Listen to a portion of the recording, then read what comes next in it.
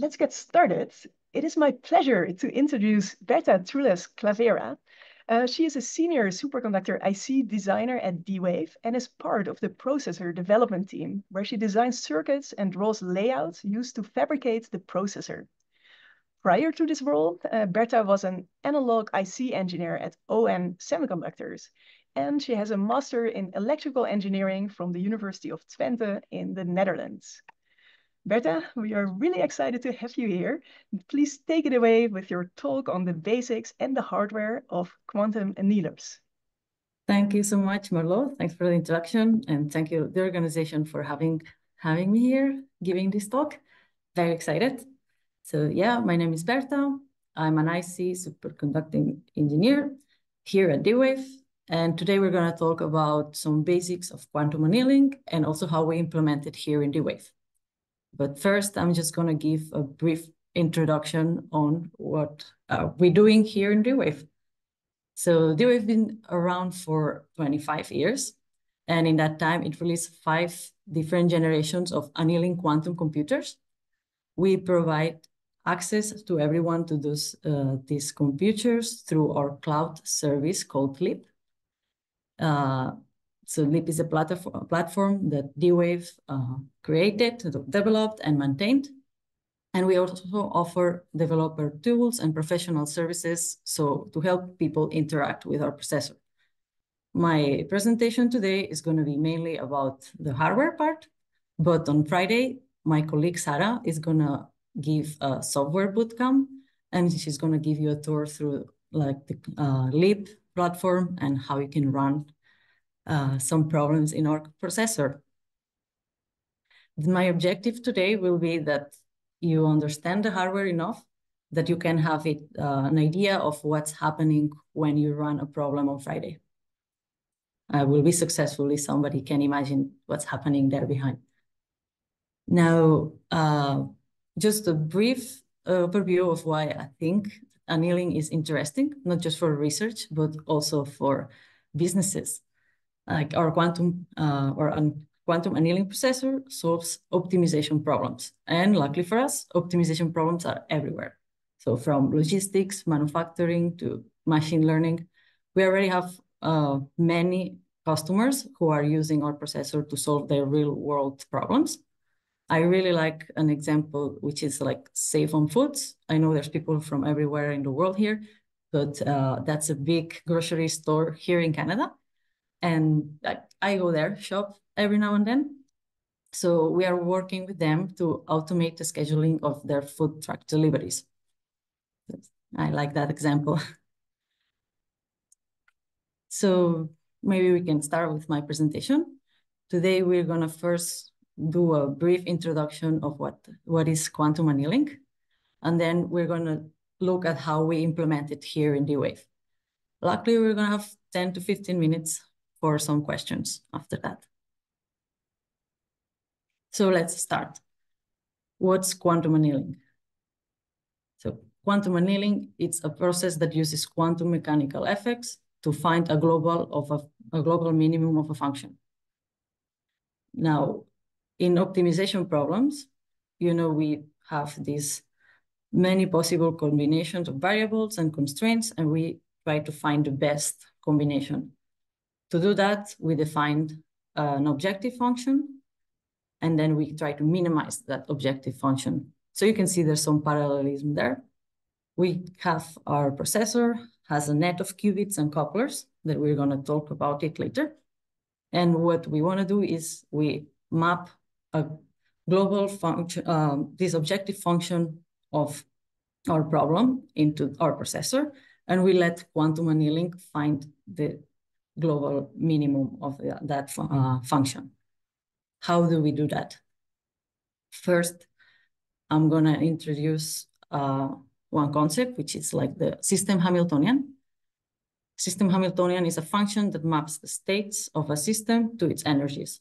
Let's think about an example, very easy one. We have a system, which is a ball and a hill, and then we have 2 states. The ball is under the hill, the ball is on the top of the hill. Those are our 2 states.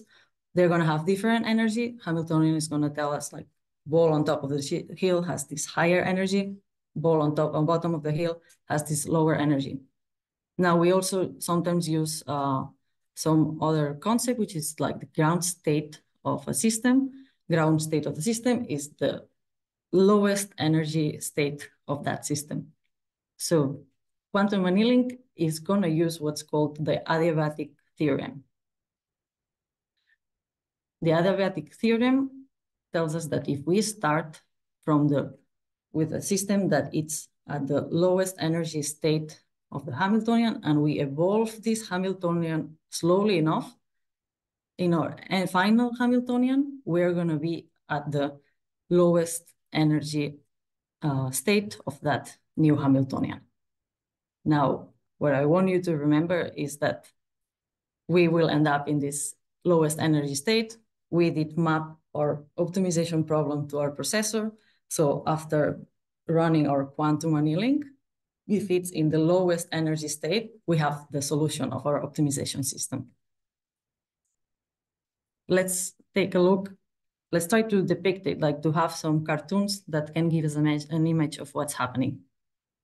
So we start with our initial Hamiltonian, and we will prepare this our system so it's in the ground state of this Hamiltonian. Now, physicists like to talk about wave function. So the wave function, you can see it in blue in this cartoon. It gives you the probability of the system to be in a certain state. In this case, it is localized above this global minima. Then we run our anneal slowly. We try to, we start incorporating our problem, like bringing the Hamiltonian more towards our problem. And you can see that the landscape, the amount of possible solutions, it starts to sweep, it starts to move. And our wave function, delocalize, it goes over all the possible states. This allows tunneling. I like to imagine that as a ball. In classical physics, the ball would just roll, and if it doesn't have enough kinetic energy, it would not pass and go to the next valley we have in this landscape. But because the wave function has delocalized and it's going all over this minima, the ball can tunnel through this barrier, and we can end up at the global minima of our final Hamiltonian. So now we're going to take a look at the Hamiltonian of our processor, our quantum annealing processor. It's going to be described by this Hamiltonian that we see at the top of the page. This consists of two parts. First term here, we call it the transverse field Hamiltonian, and we prepare it so it's in the, it has a single minima, and we know that we are at the lowest state of this Hamiltonian. The second term, it's the problem, what we call the problem Hamiltonian. And in this Hamiltonian will it will have our qubit biases or coupling biases. It will have our problem in it, problem information. Now, we use these two variables, A and B, to run the anneal. So at the very beginning, A will be at the maximum and B will be at 0. So we have our transverse field Hamiltonian as our initial Hamiltonian. Now, during the anneal, we're going to sweep these two weight parameters until we completely eliminate our transverse field Hamiltonian, and we are all in this second term. And if we do it slow enough, our final Hamiltonian, problem Hamiltonian, we will be in the lowest energy state of that Hamiltonian, which will give us the optimal solution. Let's take a deeper look at this problem Hamiltonian. So as I said, this problem Hamiltonian has information about our problem. In here we have the H's. The H's will be the bias on the qubit. These biases are gonna tell the qubit if it needs to favor one state or the other. So if our qubits have a 0, 1 state, you could tell it maybe just go towards the 1 at the end of the anneal. The J's are going to tell us or tell the qubits and some coupled qubits if they should go towards the same direction or different opposite direction. I like to put an example on this. So imagine we're trying to solve a problem where we're trying to seat people in an office. There's people who really likes the window, seats next to the window. There's people who do not like the seats next to the window. H is gonna tell us, this person prefers this window seat, go towards 1. Or this person does not like the window seat. Light reflects on their monitor, go towards 0. H's will depict the relationships of the people. Two people can sit together in those two seats because they work well together. Let's bring both of the states of these qubits towards the same direction, yes or no, or up and down. So all these H's and J's, which give information about our problem, are going to be programmed on a chip through our controlled circuitry, which we're going to go through later. After I will give a bit of more high-level introduction to the hardware. So I'm going to do a bit of big jump here, and I'm going to start talking about our hardware, but we're going to come back to these Hamiltonians, and I hope we can bring all these concepts together. So how does our processor look? Let's start by very top level. Here on the right, there's a big box. It's quite big, like usually a person will stand above between A and V, average height person. This box contains our processor, but it has multiple uses. For example, there's the electronics that it allows us to talk to our processor. It also works as an electromagnetic noise shield. If we would have electromagnetic noise, it would interfere with the computations of our processor, and it also cools down our processor to ultra cold temperatures. Now, I'm not here to talk about any of these hardware parts. I'm here to talk about the very tip, the processor. Here we're gonna find this microchip, and there's where all of our qubits are. So the D-Wave processor uses superconducting qubits. Our qubits are made from standard semiconductor fabrication processes. And so it means we have this multi-layer stack with several metal layers, which is the ones we can see here in light. So this is an example cross-section that we could see if we just cut across this microchip here. And in the darker areas, it's on dielectric. So we can build our qubits by using all these metal layers. And now to make them superconducting, we need to cool down these metals below the critical temperature of the metal that we're using. But we're not stopping there. We would also like to minimize the thermal noise, which our qubits are sensitive to. So we go way below that critical temperature. So let's talk a little bit more about superconductivity. Now, as I mentioned, we need to cool them down. We need to cool our processor down, so our qubits become superconductors. What happens when they become superconductors? Superconductivity is a state. Let's think how a metal has some proper physical properties when it's a solid, but it changes its properties when it transitions into liquid. If you cool some metals enough, they will transition into superconductivity, and they will show these two properties. The first one is given away by the name. It will have, the metal will have 0 DC resistance, which means if we have a wire of superconductor and we send some current down that wire, we're not going to see any voltage drop. The second property is flux expulsion. Usually a metal will, if we put a metal in the middle of a magnetic field. The magnetic field will just penetrate, it will go through this metal. Now, if we have a superconductor,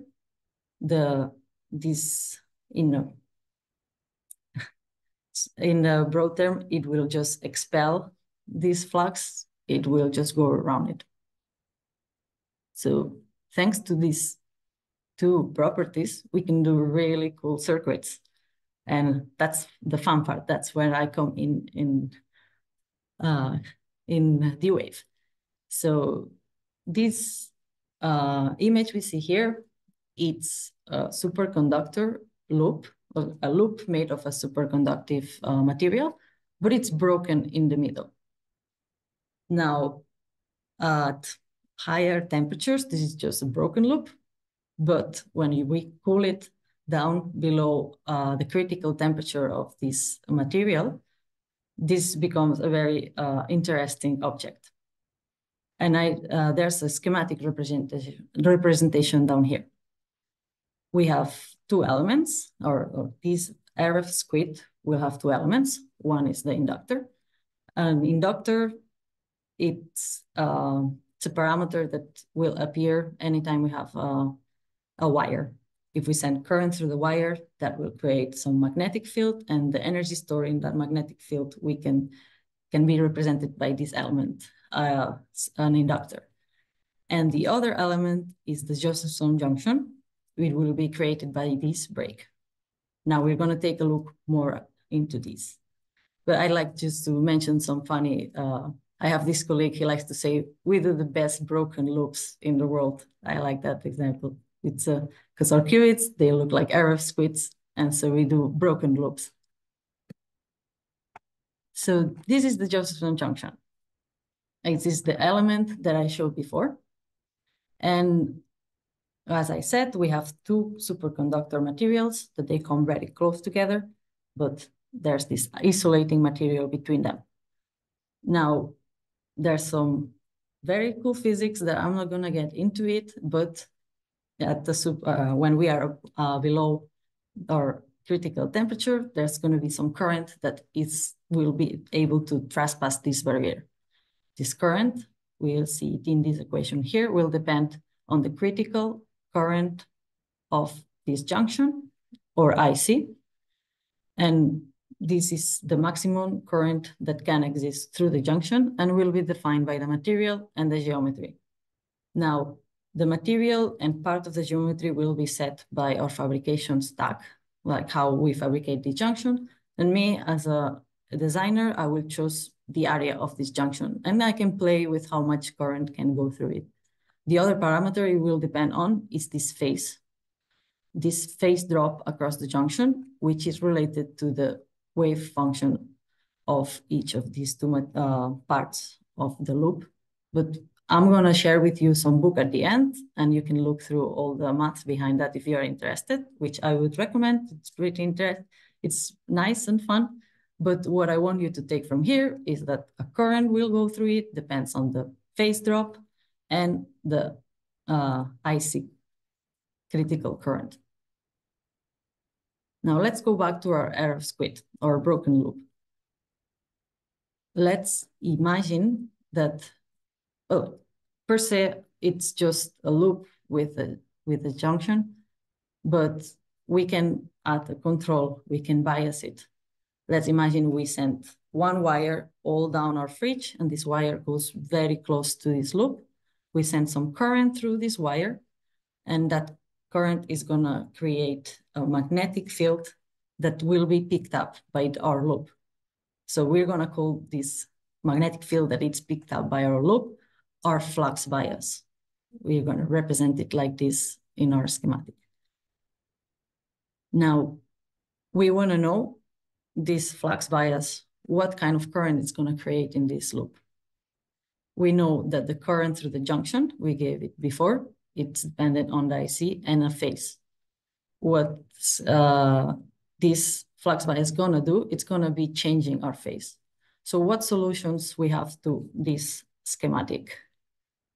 Those are gonna be the minima of the potentials of the energy potential of our RF squid. So we need to find the potential energy.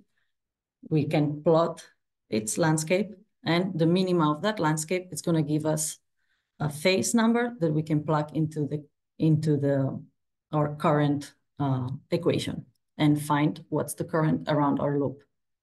Now we have our RF squid has two elements. Our inductor, which is going to have this energy stored on it. And you can see that it's going to it's going to be a parabola shape if we look to it through our phase. And our junction, which is going to have this energy here. Now, if we sum both of the energies, we're going to get one potential energy landscape that I'm going to show some examples now. But I want to point out that this energy landscape is going to depend on our two design parameters, the IC of the junction and the L of the body. So me as a designer, I can change these parameters and design different behaving devices. And it's also going to depend on the flux that we are putting into the loop. So let's take a look at two potential landscapes. In this example, I chose an inductance of the body and an IC such that it has a monostable potential. There's only one solution to our RF squid. I think might be not very visible, but there's a parabola in green here, which is the energy of the stored in the inductor. And there's a sinusoid here, which is the energy stored in the junction. So the sum of those two, it gives us this monostable potential. In this other case, I chose different design parameters, and our landscape becomes, or it has these multiple stable solutions. So same circuit, two different behaviors. Now, let's look at a different kind of landscape. In here, we have what we call the double well. So this landscape has two stable solutions. So let's go further and let's see what that means in our RF squid.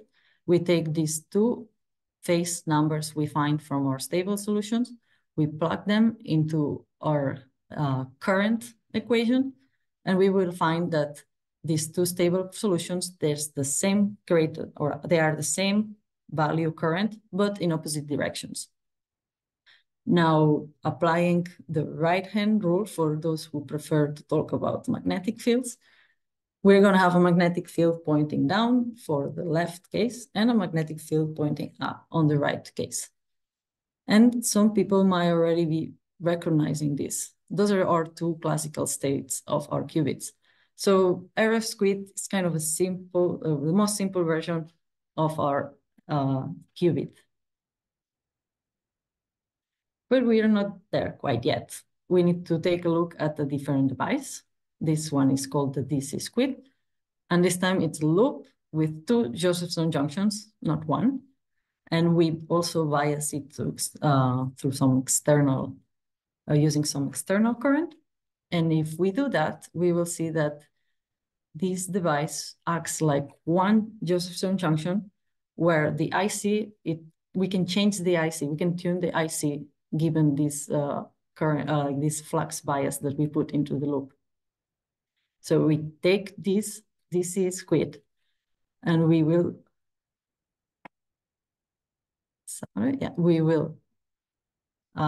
replace our junction with DC squid.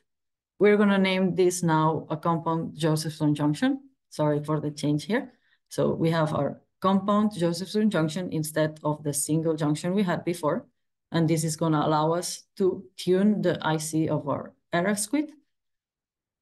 And these two external biases that we're going to use are going to allow us to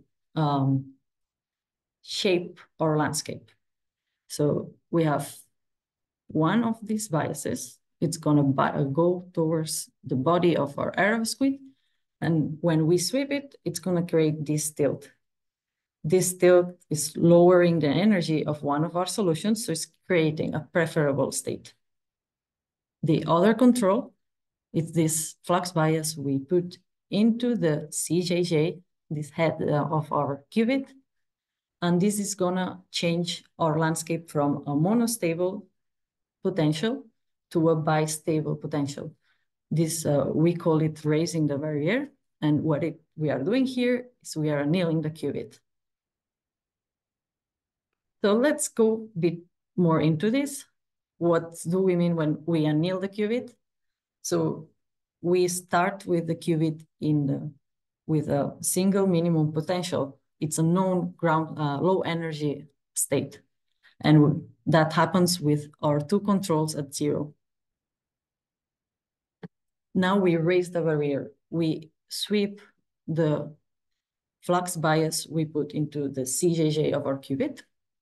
And if there's no other external bias, our qubit has a 50% chance of ending equal in each state, or equal probability to ending in the 0 or the 1 state. But if we do put some flux bias into the body of the qubit, we're gonna create a more probable state. And now we're gonna go back to the concept of the Hamiltonian that we mentioned before. And we can see that the A's and B's will evolve with our CJJ. We are gonna anneal using the flux bias that we put into the CJJ of our qubit. And the H's of our Hamiltonian, they will be specified by the flux that we put into the body. We're gonna be creating a more preferable state. Now we are missing the J's. The J's we mentioned, they represent the dependence of one qubit on the state of a different qubit. How do we implement that? This is an example that would do exactly what we want, but it's not quite there yet, and I will explain why. So here we have a qubit, which is coupled to another qubit through a transformer.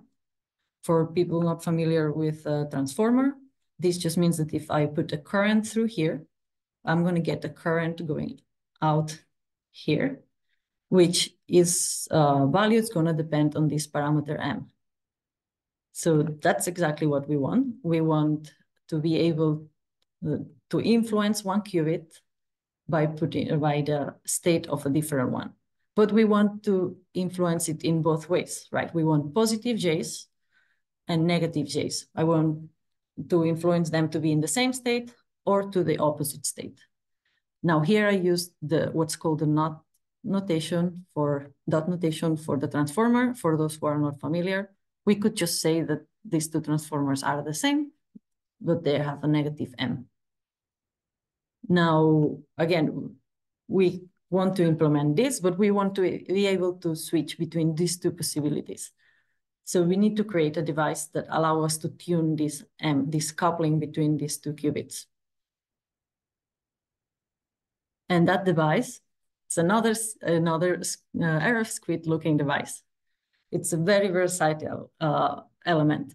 But in this case, we are designing it so it has a monostable potential. And it's going to create an effective coupling between this qubit I and qubit J.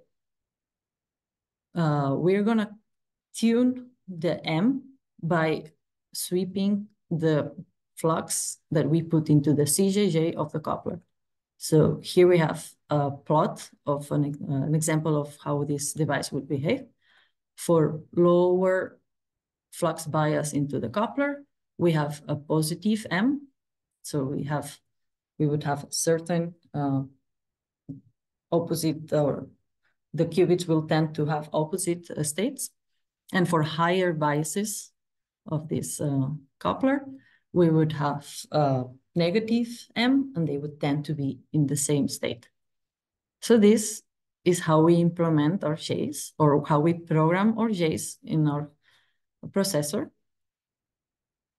So again, we're going to have, if we have qubit I and qubit B, qubit I and qubit J, sorry, we're going to specify the H's of our problem by setting some flux biases into the bodies. Then we're going to specify the J's between these two qubits, or the J between these two qubits by specifying or by sending a bias to the coupler, the CJJ of the coupler. And then we're going to anneal them by using the bias to the CJJ of the qubits. And if we sweep this CJJ bias, if we anneal them slowly enough, the final value should be in the lowest energy of our system, and we would find the solution, or we would find one of the optimal solutions of our problem. Now, when we have two coupled qubits, we're going to have 4 different states. Each qubit has 2 states. And so we can see that if we add more qubits, the number of states we can look at or that we can optimize it grows exponentially with the number of qubits. So more qubits, bigger problems. So let's make our processor bigger then. Here we have a layout of what would be one of our previous processors. You can see a series of squares. These squares is what we call a unit cell. And a unit cell has multiple qubits, in this case, 8 qubits. So in real life, this is what I'm working on. I'm drawing the layouts for, like, this would be an example of what I usually work with. In this layout, our qubits are these extended loops, skinny, long loops that go from side to side of our unit cell. Now, those qubits are not alone. They have multiple devices hanging on them. Maybe you can see that there's a lot of boxes and other things going on in between them. We use these devices for control, calibration, and readout. And when there's a crossing between each of these qubits, we are going to find there a coupler that's going to couple those 2 qubits that are crossing. And we're also going to have some couplers that couple the qubit to the next unit cell qubit. So in this case, this qubit is going to couple to 1, 2, 3, 4, 5, and 6 other qubits.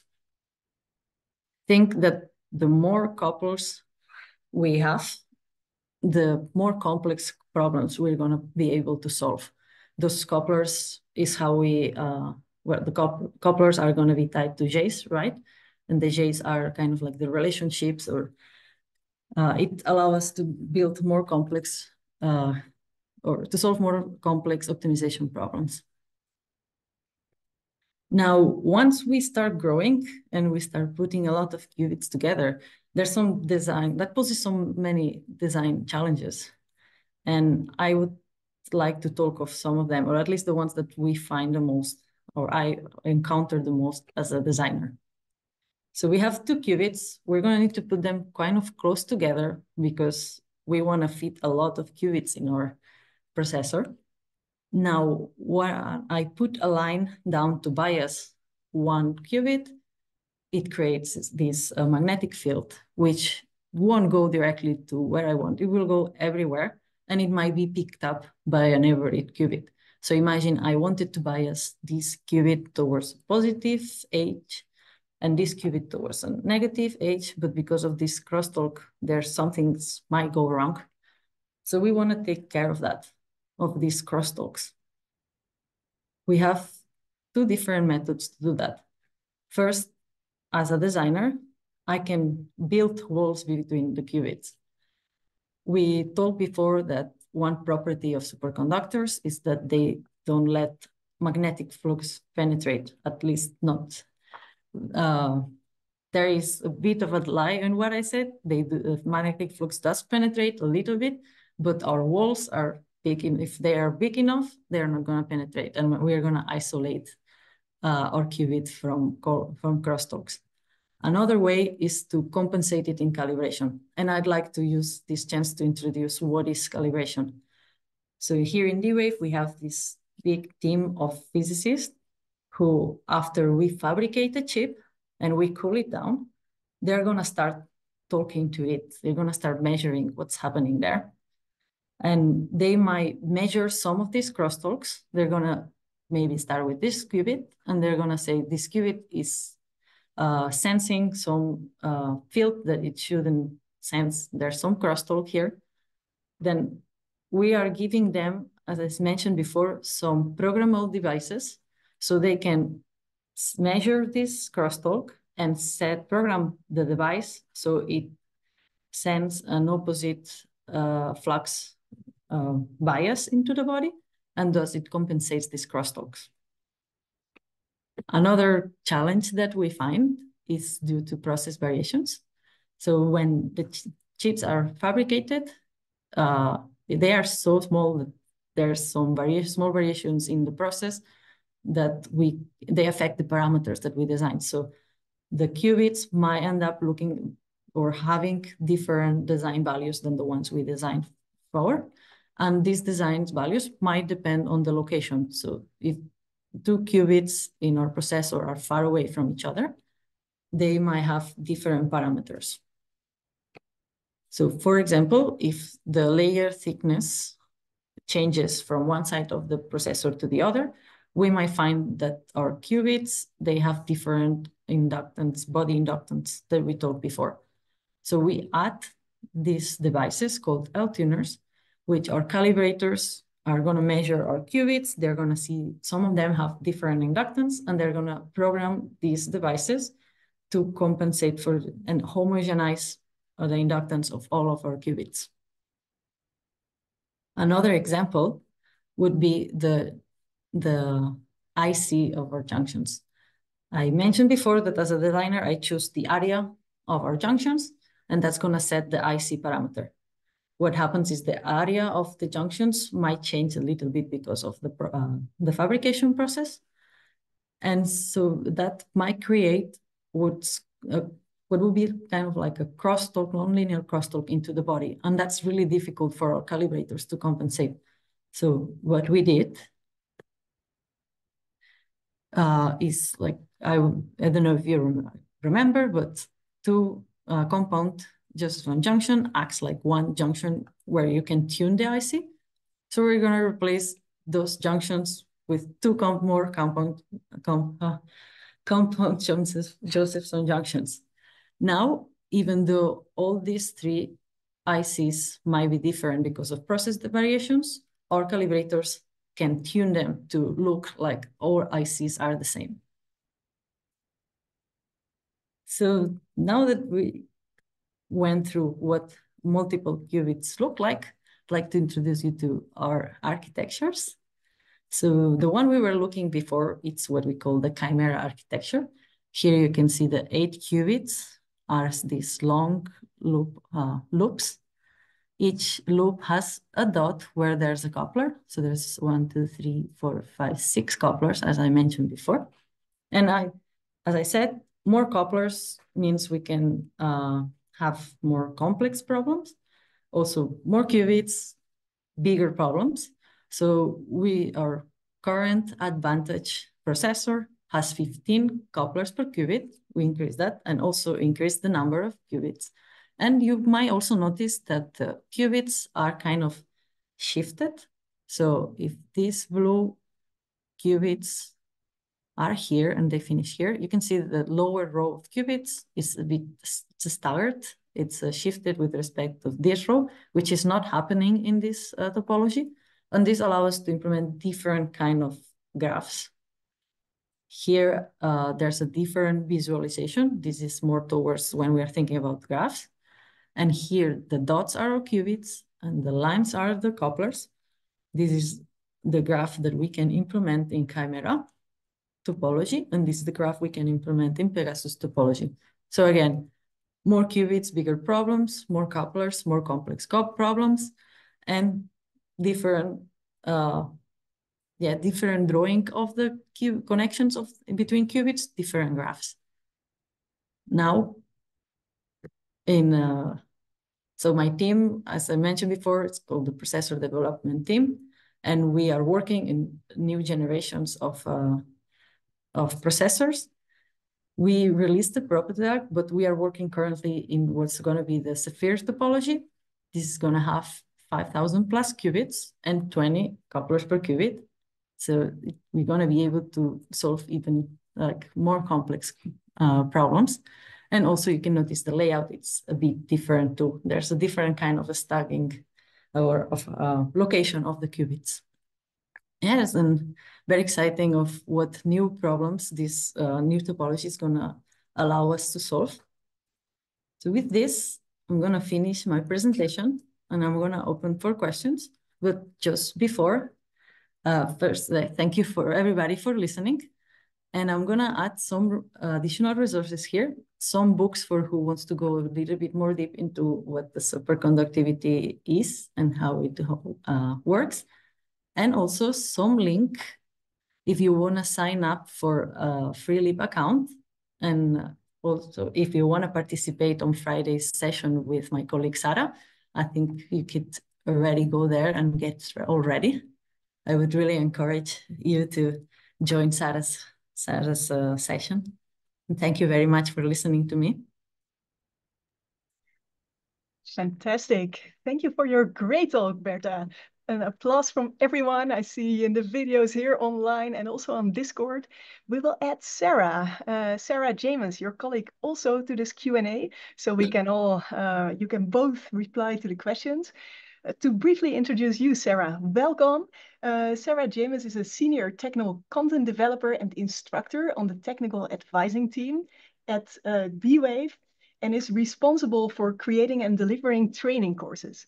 On Friday, she will be back with talking more about the applications of the D-Wave quantum annealer, showing a demo, and share more with you how you can do that yourself. I will dive into the questions. And first question is about these applications. What is quantum annealing more suited for than the gate-based quantum computers? Or is that the case? Is it more suited? Can you share, Berta and Sarah? Yeah, so I think there's different applications, definitely for gate model and annealing. So annealing is more suited for, as I said, optimization problems, as well as sampling problems.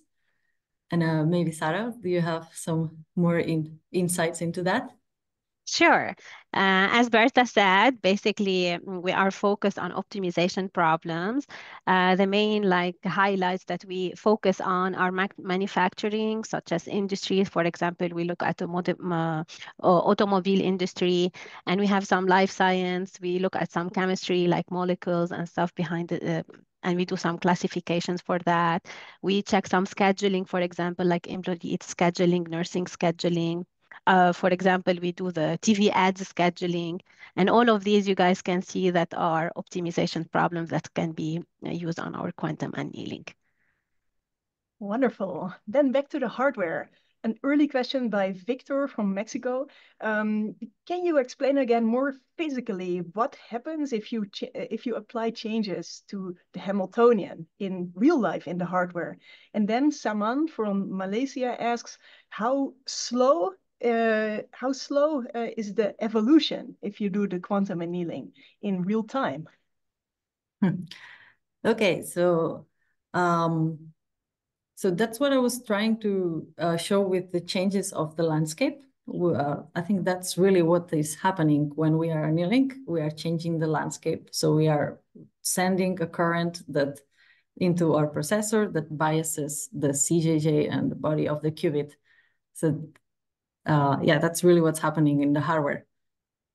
And sorry, second question was... And how long does that process take? Yeah. Okay, so there's different the ranges, say between the hundreds of the nanoseconds and microseconds. And there is a question. You showed you use superconducting qubits. I see, yes, Victor from Mexico says that he also knows that ion-trapped qubits could perform quantum annealing. Is that right? Could you in principle do quantum annealing with different qubit modalities? And is superconducting qubit the most suitable one? I think it is true. Maybe I'm not the best person for that. This is a question I would pass to my physicist colleagues. But I do think that superconducting qubits are good in the way that we can scale them really easily. And also there's already a lot of industry that we can take advantage into manufacturing a lot of already, we can take all the manufacturing information from the semiconductor world and what it's been learned before. So it's kind of easy way to choose the superconducting qubits. Do you have some more insights, Sarah, maybe? I don't have anything else to add. This also shows how important it is that your team is composed of so many different people, electrical Yes. engineers, physicists, theorists, software engineers. A question when you showed the Hamiltonians, Mohammed Riza from Iran says, why the choice of poly X for the transverse Hamiltonian and poly Z for the problem one? He says, I would imagine this works with any two sets of polys as long as they don't commute. Okay, so the idea is that at the beginning, there's this combination of all this or superposition of all the classical states of our qubits, and the X base. If we have our qubits on our X base state, it is a superposition of these two classical states. So it is intended that it's on the X base. We want to, our initial Hamiltonian needs to be, or we prepare it to be in the lowest energy state of, and it involves a superposition of all states. So we want it to be there on the X. And the final Hamiltonian or program Hamiltonian, it needs to end up in classical states in the Z base, so we can be able to read it out classically. Then back to applications. Azadeh asks, what is the biggest or most impactful problem that has been solved by D-Wave so far? And was it an implementation where your quantum annealer actually gave a quantum advantage compared to classical computers? I think this one is for you, Sarah. Yeah, that's a good question. We have a lot of examples. We're going to talk more about that on Friday, but you guys can see we have a lot of applications on our GitHub repository organization page, which is like the D-Wave examples. And some of the big ones are like portfolio optimization. We're going to do this example on Friday. Some of them are employee scheduling, for example. Some people are looking into seeing what's their favorite shift, and we're gonna and you can see one of the repository will show you like how you can literally schedule people based on their preference shift. We have a lot more. We have some paint shop optimization that we used, that Volkswagen used as well, and they use the quantum annealing for that. As you know, like few of the problems can be solved on classical, but it will take much longer to run. Quantum annealing will like literally be much faster, and sometimes you can get answers with milliseconds when you use the quantum annealing. And again, you can see all these applications, and we're going to apply them on Friday. It is really great. And can you give some estimation? How much faster is it? Some people ask. Yeah. Oh, you mean between the classical and Right. to be honest, the classical sometimes take months. So we take months to get results. And when you use the quantum annealing, you can get them in milliseconds. Now we have two types. You can send something directly to our QPU, or you can use our hybrid solver. When you use the hybrid solver, you can have much more variable that you can implement. We're going to talk much more about that on Friday. But by using these two techniques, it will give you milliseconds and much faster than classical. Great. And I just want to acknowledge more people for very good questions. Laura from Spain, also about the annealing process and the time in it. Evangelia from Greece, also about different types of qubits. Mahia from Iran also. And there are multiple questions about the design from Mariam from the US and also from Syed, Pakistan. What software tool are you using to design the chip? And is that open source? Can people use it? So we are using Cadence for the layouts. That's a very typical software for the semiconductor industry too. It's yeah, it's not open source, unfortunately.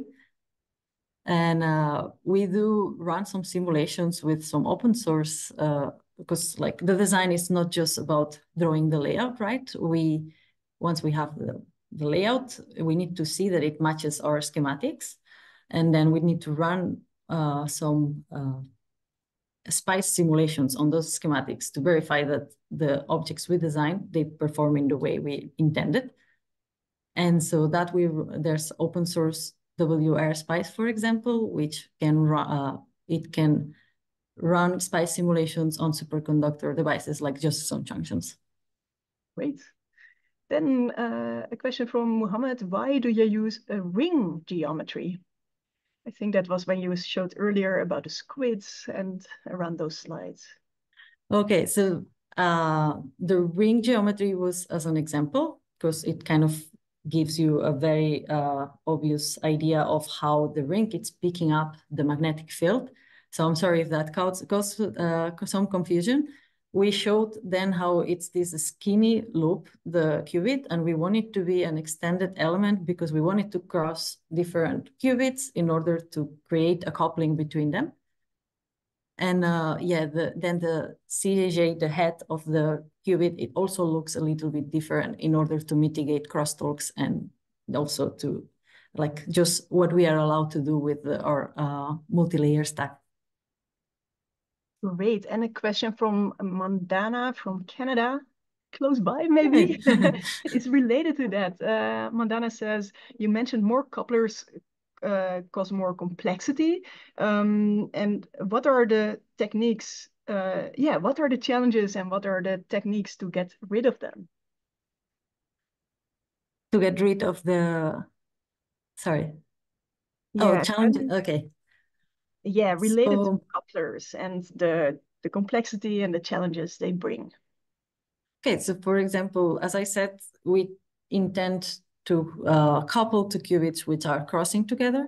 If we would do kind of like an elongated element as a coupler, we would increase the body inductance of that RF squid, and it might not, then it wouldn't have the monostable potential that we want it to have in order to behave as a coupler.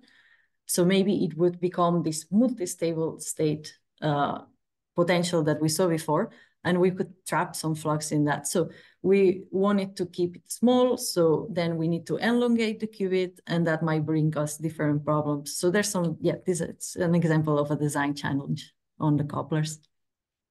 Wonderful. Then O'Brien from Kenya asks, what are the limits of your hardware in terms of qubit coherence? And perhaps also connectivity. So we have we are always working on improving our coherence. Coherence, though, I think it affects differently like than it does to gate model. So maybe we are a bit more permissive.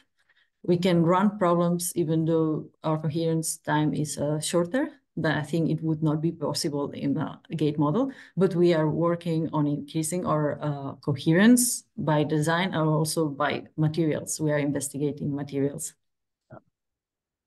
A fun question from Victor.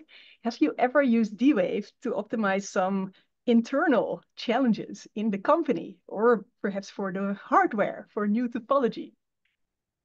So maybe it's just a fun fact, but we use our processor to do a lottery Christmas giveaway. But I don't recall using it in not to develop other topologies. How do you see the future of quantum annealing versus gate-based quantum computing? I know that D-Wave is also developing a gate-based quantum computer, or maybe making it hybrid with quantum annealing. I'm very curious what you can say about that. Yeah, we have our gate model effort, and we had already some designs. Like we even released some white paper on how we are like our coherence on one kind of gate model qubit. I don't know if it will become a hybrid. I think we are thinking them as different applications, and it's a way that we can cover more customer, like we can offer more services. What's your input, Sarah? Yeah, and can you share a bit, Sarah, where would you see the different applications from both? Sure. It's coming up, so keep an eye on the news. Not very like soon, but as Berta said, like we are trying to build gate models, and I don't have a lot of input myself on that, but we are still building that, and it's going. I don't think it's going to be we're trying. It might be a mix of both, but we are still in the process of building that. And Sarah, can you already give a sneak preview to Friday? There is a question by from Morocco. How will we construct Hamiltonians for optimization problems? Will we walk through a grid? How do we structure something like that? Can you give a brief preview? Sure. On Friday, we're going to go over two examples.